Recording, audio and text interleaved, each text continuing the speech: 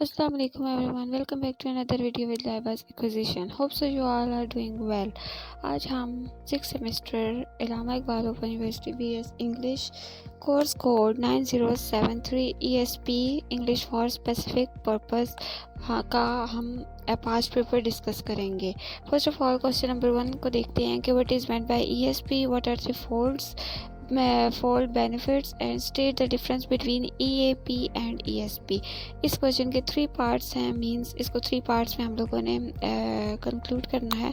पहले ESP को सबसे पहले एब्रीवेशन इसकी बता देनी है, ESP होता क्या है, ठीक है। देन इसकी डेफिनेशन बता देनी है, फिर उसके बेनिफिट्स बताने हैं।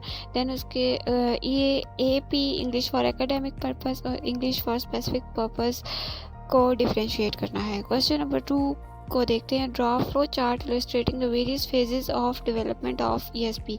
एक फ्लो चार्ट बना के हमने ESP के डेवलपमेंट के फेजेस को डिस्क्राइब करना है, मींस इलस्ट्रेट करना है। Also differentiate between skill centre and learner centre approaches.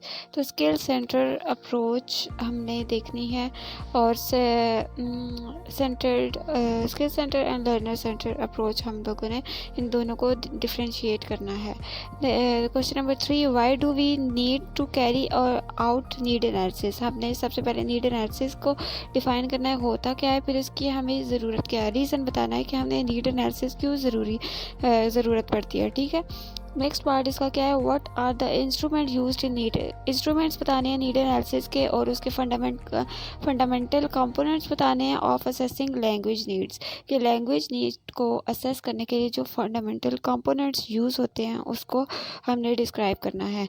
और क्वेश्चन नंबर 3 है, throw the light on salient features of Mumbai and Dudley's Evans model of need analysis। ये जो 2 मॉडल दिए हुए थे मुंबई एंड डुडले ने, उन मॉडल्स पे की करेक्टरिस्टिक या सेलियंट फीचर हम लोगों ने डिस्क्राइब करने हैं।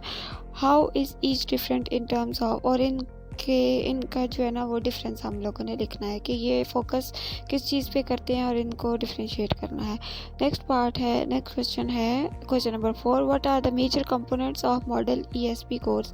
ESP कोर्स का जो मॉडल है उसके कंपोनेंट्स हमने बताने हैं। Then enumerate the 3 factors needed for designing an ESP course, और हम लोगों ने 3 फैक्टर्स बताने हैं कि ESP कोर्स के डिज़ाइनिंग के लिए कौन से कंपोनेंट्स हमें ज़रूरत होते हैं।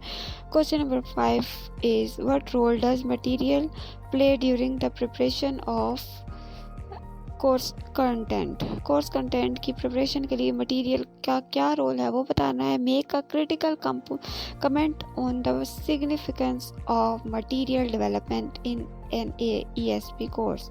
तो एक क्रिटिकल कमेंट करना है कि मतलब एक हम लोगों ने इम्पोर्टेंस बतानी है मटेरियल डेवलपमेंट की, कि ESP कोर्स में मटेरियल डेवलपमेंट की क्या इम्पोर्टेंस है, क्या सिग्निफिकेंस है।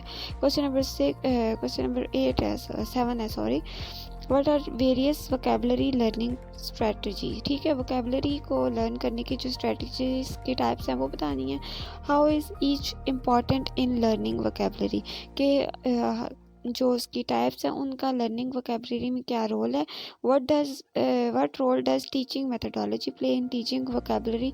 तो टीचिंग मेथडोलॉजी का क्या रोल है किसी भी वोकेबलरी को टीच करने के लिए, ठीक है, जो टीचर्स के लिए होता है। Explain with the help of example. इन सब की कुछ 1-2 एग्जाम्पल्स भी हम लोगों ने कोट करनी है। Last and 8 question, sum up the purpose of ESP programme, mentioning how each field in ESP such as business English, aviation business English, medical English and tourism English etc. is helping different types of professionals। तो ये question है कि मतलब हम लोगों ने इसको define करना है कि ये जिस पर्पज़ के लिए होती है इन सबको हमने थोड़ा थोड़ा एलेबोरेट करना है।